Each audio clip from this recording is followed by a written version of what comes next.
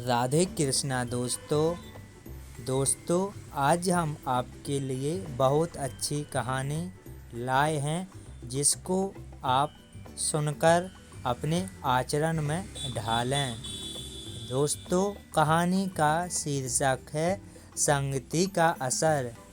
राजा और तोते की कहानी।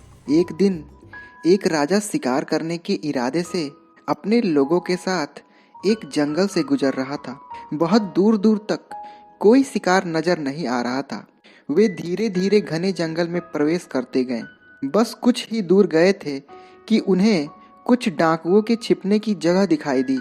जैसे ही वह लोग उनके पास पहुंचे कि पास के पेड़ पर बैठा तोता बोलने लगा, एक राजा आ रहा है, उसको पकड़ो, इसके पास बहुत सारा सामान है, लूटो लूटो, जल्दी आओ जल्दी आओ। तोते की आवाज जैसे ही डाकुओं ने सुनी, सभी डाकू राजा की ओर दौड़ पड़े।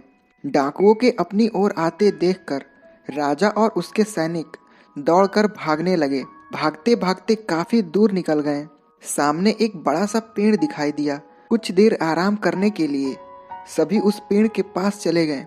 जैसे ही पेड़ के पास पहुंचे कि उस पेड़ पर बैठा तोता बोलने लगा, आओ राजा, हमारे साधु महात्मा की कुटिया में आपका स्वागत करते हैं। अंदर आके पानी पी लीजिए और आराम कर लीजिए।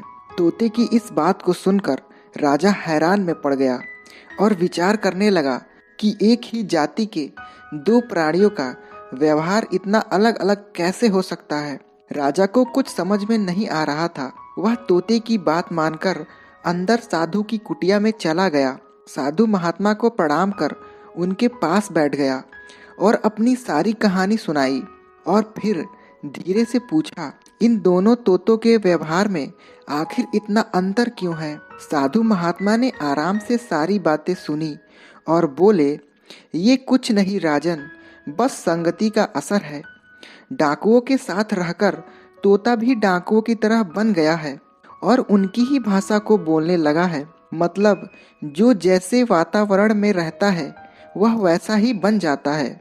कहने का अर्थ है कि मूर्ख लोग भी बुद्धिमानों के साथ रहकर बुद्धिमान बन जाते हैं और अगर बुद्धिमान भी मूर्खों के संगत में है तो उसके अंदर भी मूर्खता भर जाती है।